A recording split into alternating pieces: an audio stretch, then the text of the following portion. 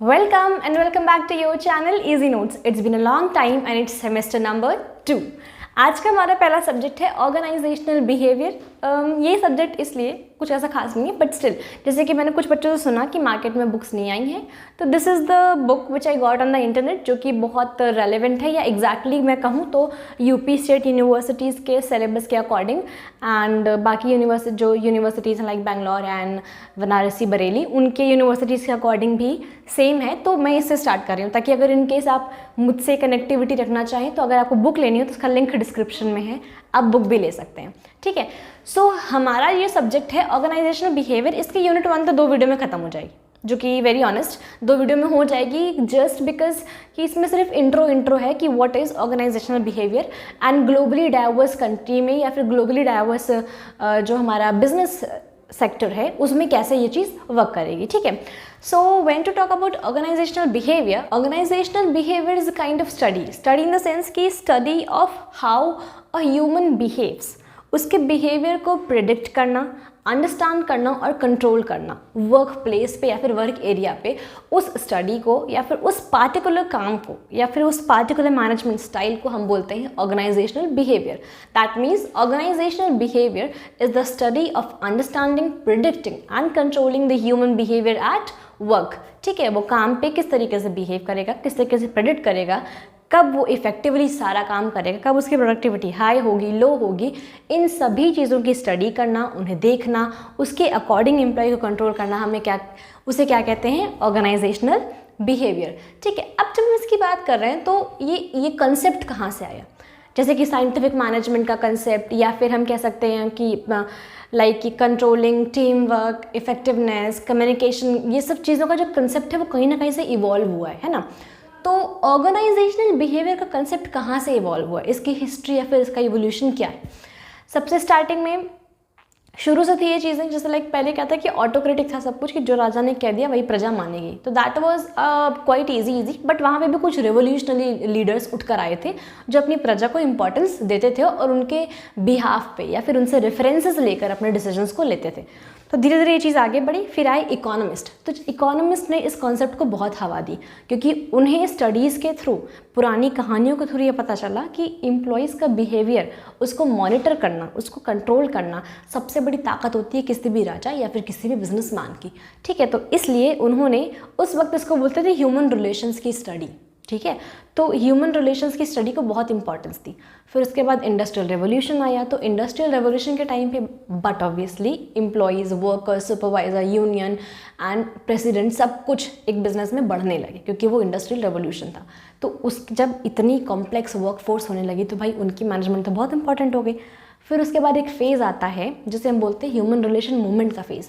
उस फेज़ के first part में था हमारा ग्रेट डिप्रेशन, जो कि अमेरिका में था स्टॉक एक्सचेंज क्रैश करने की वजह से। 3 साल तक था, उसमें इन्फ्लेशन रेट, महंगाई, इंपोर्ट एक्सपोर्ट सब कुछ इस तरीके से अफेक्ट हुआ था कि like labour strike, union strike and factory shutdown, ये सब चीज़ें बहुत बढ़ चुकी थी। तो उस मोमेंट पे 2 ग्रुप्स हुए। एक ऐसा ग्रुप जिन्होंने डिसाइड किया कि कैसे भी करके वायलेंस यूज़ करके या फिर गलत प्रैक्टिसेस यूज़ करके इन स्ट्राइक्स को, इन लेबर के यूनियंस को तोड़ा जाए, बंद किया जाए। एंड दूसरा ग्रुप ऐसा भी था जिन्होंने अपने लेबर्स को समझा, अपने वर्कर्स को समझा, उनकी एक्सपेक्टेशंस को समझा और उनसे प्रेफरेंसेस लेकर डिसीजंस लिए और आगे अपनी कंपनी को सर्वाइवल के लिए कंटिन्यू रखा। तो जब ये 2 ग्रुप बट गए, तो जिन्होंने रेफरेंसेस लिए, ऑब्वियस सी बात है उनकी डॉक्यूमेंट्रीज कहीं ना कहीं थी, भले ही उस वक्त ये मूवमेंट थोड़ा सा नॉर्मल हो गया हो। उसके बाद हॉथॉर्न की स्टडीज़, जो कि लास्ट सेमेस्टर में पढ़ाया था, कि मतलब इंसान या फिर कोई भी एम्प्लॉय जहाँ काम कर रहा है वहाँ पे उसकी फैसिलिटीज़ उतनी मैटर नहीं करती हैं जितना मैटर ये करता है कि उसके आसपास लोग कैसे हैं, उसके सीनियर कैसे हैं, उसके जूनियर कैसे हैं। ठीक है, उस हिसाब से वो प्रोडक्टिव अपना रिजल्ट दिखा पाता है।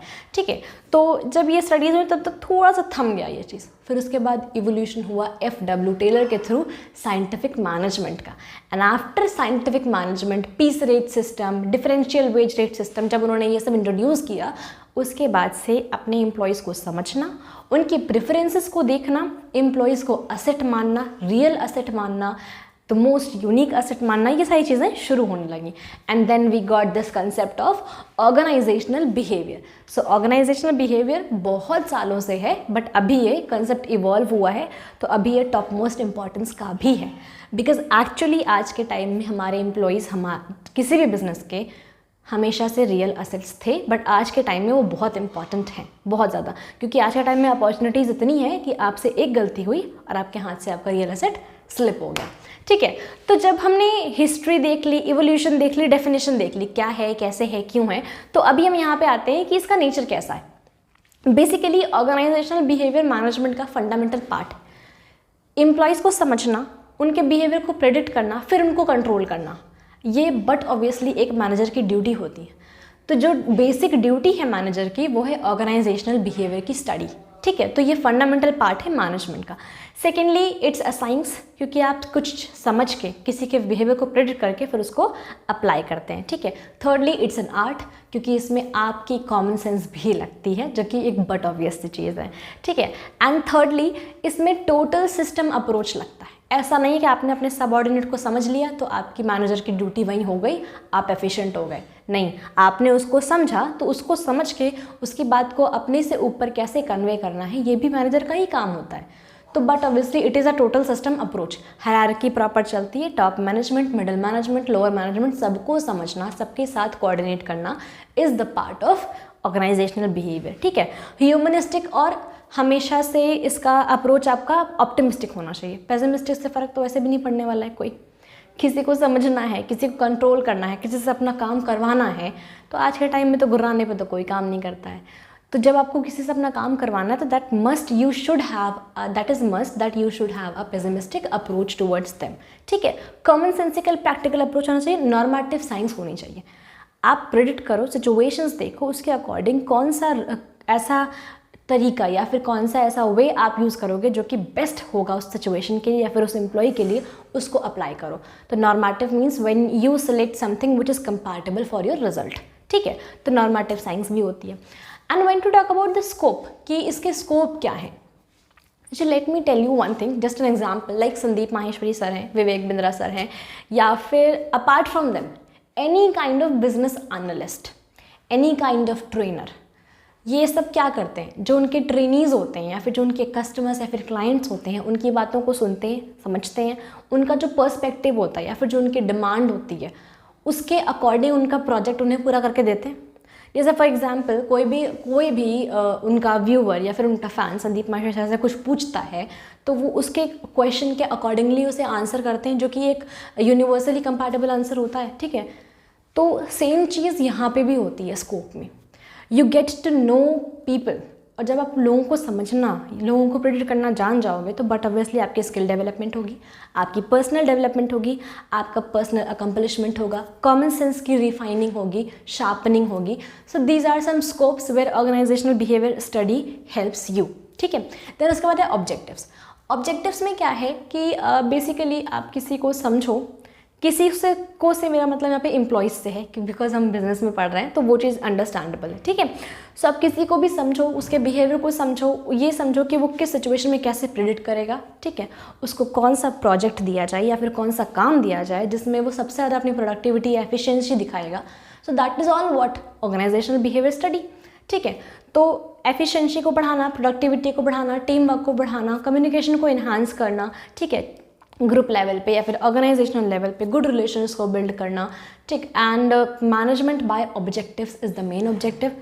गोल सेटिंग करना। ठीक है, अगर आपको पता है कि आपके एम्प्लॉयज़ कैसे हैं, उनकी किस चीज़ में एक्सपर्टीज़ है, कहाँ पे पैशन है, कहाँ पे उनका इन्वॉल्वमेंट, इंडल्जमेंट सबसे ज़्यादा रहता है उनके खुद के फैक्टर्स पे, तो आप उनको वही टास्क प्रोवाइड करके 100% एफिशिएंसी को अटेन कर सकते हैं। ठीक है, तो ये कुछ ऑब्जेक्टिव्स हैं किसी भी एम्प्लॉई या फिर किसी भी टीम के बिहेवियर को समझकर उस पर काम करने के। ठीक है, then after that we have models.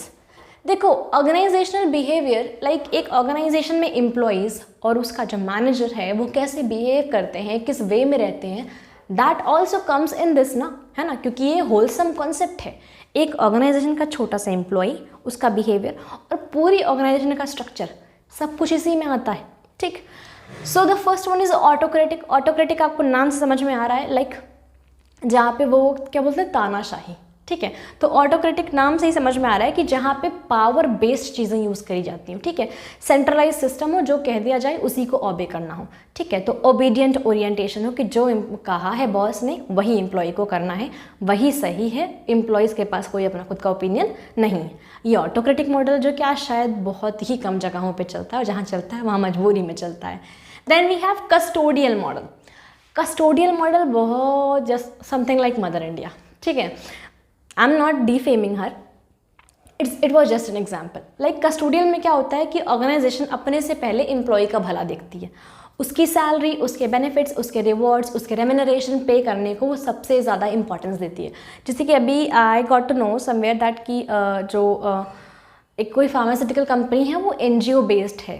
Tax बचाने के लिए हम कह सकते हैं, ऐसा कोई केस स्टडी मैंने पढ़ा था, तो वो NGO बेस्ड है। उन्होंने मतलब अपना पूरा स्ट्रक्चर NGO बेस्ड कर रखा है ताकि उन पर टैक्स ना लगे उतना। तो उनके पास कंपल्शन ये है कि अगर आप NGO बेस्ड हैं तो अपने किसी भी एम्प्लॉय की आप सैलरी नहीं रोक सकते हैं। तो कोविड में उन्होंने किसी की भी सैलरी रोकी नहीं, ना हाफ करी, कुछ भी नहीं। ऑल्दो कोविड में बिजनेस उनका कुछ भी नहीं था क्योंकि वो कॉस्मेटिक की फार्मास्यूटिकल्स थी। ठीक है, so that was something like custodial model. वहाँ पे एम्प्लॉय की सैलरी, रेम्यूनरेशन, उनके बेनिफिट्स, उनकी चीज़ों पर बहुत ध्यान दिया जाता है। तो इस मॉडल में क्या होता है कि एम्प्लॉय की ऑर्गेनाइजेशन पर डिपेंडेंसी बहुत ज़्यादा होती है, अपने मैनेजर पर नहीं, क्योंकि एम्प्लॉय को पता है कि हमें सैलरी ऑर्गेनाइजेशन से आनी है, मैनेजर से कुछ नहीं आना है। तो मैनेजर भी ऑर्गेनाइजेशन पर डिपेंडेंट है और एम्प्लॉय भी ऑर्गेनाइजेशन पर ही डिपेंडेंट है। ठीक है, then we have supportive model. Supportive model is the best model because ये लीडरशिप पे फोकस करता है, जहाँ पे मैनेजर्स लीडर्स होते हैं, वो अपने सबॉर्डिनेट्स को बहुत अच्छे से कोऑर्डिनेट करते हैं, सिखाते हैं, कोऑपरेट करते हैं, कम्युनिकेशन अच्छा होता है एंड सबसे ज़्यादा बेस्ट पॉसिबल आउटकम्स निकल के आते हैं, इन्हांसमेंट होती है कम्युनिकेशन की, बट ऑब्वियसली प्रोडक्टिविटी भी अच्छी होती है। ठीक है, फिर आता है collegial model. Collegial model completely team work पे फोकस करता है। Again have a quick review. Autocratic model power based होता है, जो कि सिर्फ ऑर्डर्स देता है और थोपता है, कह सकते हैं। ठीक है, custodial model completely remuneration, salary या फिर रिवॉर्ड बेस्ड होता है, ऑर्गेनाइजेशन डिपेंडेंट होता है। सपोर्टिव मॉडल कंप्लीटली लीडरशिप और कोऑपरेशन बेस्ड होता है। And the last one is collegial model, जो कि सिर्फ और सिर्फ टीम वर्क पर फोकस करता है। ठीक है, उसके बाद आते हैं disciplines. When to talk about the disciplines of organizational behavior, disciplines में psychology, sociology, socio psychology, anthropology, ये चीज़ें हैं। डिसिप्लिन्स का मतलब कि वो ऐसे कौन से तौर तरीके हैं या फिर वो ऐसी कौन सी स्टडीज़ हैं जो ऑर्गेनाइजेशनल बिहेवियर को बनाती हैं। तो बट ऑब्वियसली इंसान की साइकोलॉजी समझनी पड़ेगी, उसकी सोशोलॉजी समझनी पड़ेगी, उसकी एंथ्रोपोलॉजी समझनी पड़ेगी, उसकी सोशियो साइकोलॉजी समझनी पड़ेगी। कुछ इसमें है नहीं, वो जो बैरियर्स पढ़ाए थे सेम वैसा ही है। साइकोलॉजी मतलब उसकी पर्सनल लेवल पर क्या थिंकिंग है, क्या उसका रिएक्शन रहता है, क्या वो कैसे चीज़ों को लेता है, प्रॉब्लम्स को कैसे हैंडल करता है, फियर को कैसे कंट्रोल करता है। ठीक है, this is all about psychology. Sociology इसकी वो किस कल्चर से आता है, किस कंट्री से आता है, किस डेमोग्राफिक्स से आता है। ठीक है, सोशियो साइकोलॉजी इसकी वो जिस कल्चर से आता है उस कल्चर के अकॉर्डिंग उसकी थिंकिंग पर क्या ऐसे कॉमन इम्प्रिंट्स होने चाहिए। जैसा लाइक कि जो लोग मेल डोमिनेटेड सोसाइटी से आते होंगे बट ऑब्वियसली वो फीमेल्स को ऊपर उठता हुआ नहीं देख पाते होंगे। ठीक है, तो ये सब कुछ ऐसे प्रिडिक्टेबल चीज़ें होती हैं जो आप जिस कल्चर से आते हो उस कल्चर से आपके साथ आई हुई होती हैं, विच इज़ वेरी ऑब्वियस। ठीक है, ऐसा हो सकता है चांसेस कि आपको इंडियन क्लोथ्स पसंद हो क्योंकि आप इंडिया से आते हैं, बट ऐसे बहुत कम चांसेस होते हैं कि फॉरेनर्स को इंडियन क्लोथ्स पसंद हो क्योंकि वो फॉरेन से आते हैं। ठीक है, तो जहाँ वो आते हैं जिस कल्चर से उसके भी कुछ इम्प्रिंट होते हैं उनके ऊपर। तो ये हो गया social psychology. And the last one is anthropology. Anthropology means कि how a person behaves in any particular situation, जब सोच समझ के इन द सेंस कि applied science. Anthropology is an applied science. आपने उसकी सोशोलॉजी समझी, साइकोलॉजी समझी, उसका बैकग्राउंड समझा, डेमोग्राफिक्स समझा। अब उन तीनों को मिला के आप उसको किसी पर्टिकुलर सिचुएशन में उस एम्प्लॉय के बिहाफ पर कैसे अप्लाई करके सोचोगे कि इसका क्या अप्रोच होना चाहिए, क्या मैं इसको ये काम दूँ या ना दूँ। ठीक है, अब जैसे मान लीजिए कोई वुमेन एम्पावरमेंट का कैंप है, उसका आपको प्रोजेक्ट मैनेजर किसी को बनाना है, तो बट ऑब्वियसली आप किसी ऐसे इंसान को चूज़ करोगे, ऐसे मेल को या फिर ऐसे फीमेल को चूज़ करोगे जो वुमेन एम्पावरमेंट में खुद में अपना ट्रस्ट या फिर अपना बिलीव रखता हो या रखती हो। But obviously so that is anthropology कि सबकी साइकोलॉजी और सोशोलॉजी जानने के बाद आप किसको किस टास्क से एसोसिएट करते हो या फिर किस तरीके से कंट्रोल या फिर जज करते हो। ठीक है, ये डिसिप्लिन्स हो गए। Then we have determinants. Determinants में वी हैव 4 डिटर्मिनेंट्स, जो कि पता है सबसे ज़्यादा सिंपल है क्योंकि लास्ट में हमेशा से पढ़ाती आ रही हूँ। सबसे पहला पीपल, आपके एम्प्लॉयज़, आपने किनको रखा है। ठीक है, दे आर द डिटर्मिनेंट्स कि आपको किस तरीके का बिहेवियर पढ़ना पड़ेगा, कितना कॉम्प्लेक्स होगा, कितना इजी होगा, कितने कोऑपरेटिव होंगे, कितने नहीं होंगे, वो आपके एम्प्लॉयज़ पे डिपेंड करता है, विच आर पीपल। ठीक, फिर उसके बाद हमारा स्ट्रक्चर, ऑर्गेनाइजेशन का स्ट्रक्चर कैसा है, बहुत ज़्यादा फॉर्मल है या फिर ठीक ठीक है, या फिर टीम वर्क में बिलीव करती है या फिर लीडरशिप में बिलीव करती है, ऑटोक्रेटिक है या फिर ब्यूरोक्रेटिक है या फिर डेमोक्रेटिक है। ठीक है, तो वो डिपेंड करता है स्ट्रक्चर और हायरार्की कैसी है। फिर उसके बाद हमारे पास आती है इन्वायरमेंट, एक्सटर्नल और इंटरनल इन्वायरमेंट। एक्सटर्नल में आपके नेचुरल कैलामिटीज़ भी हो सकती हैं, ड्राउट हो गया एंड अर्थक्वेक हो गया, या फिर technological advancement and all technological advancement and all this can be there. ठीक है, ये आपकी हो गई इन्वायरमेंट। और the 4th most important factor is technology. Day by day change हो रही है। कोविड में क्या फेस कहाँ से कहाँ पहुँच गया, वो तो एक ईयर में एक डिकेड वाला चेंज आ गया। ठीक है, वो क्योंकि कंपल्शन भी था और नीड ऑफ द आवर था। तो दीज आर द 4 डिटर्मिनेंट्स जो कि किसी भी ऑर्गेनाइजेशन के एम्प्लॉयज़ और ऑर्गेनाइजेशन के बिहेवियर को डिटरमाइन करते हैं। ठीक, फिर हमारे पास है लेवल्स कि किन किन लेवल पर हम बिहेवियर को स्टडी करते हैं।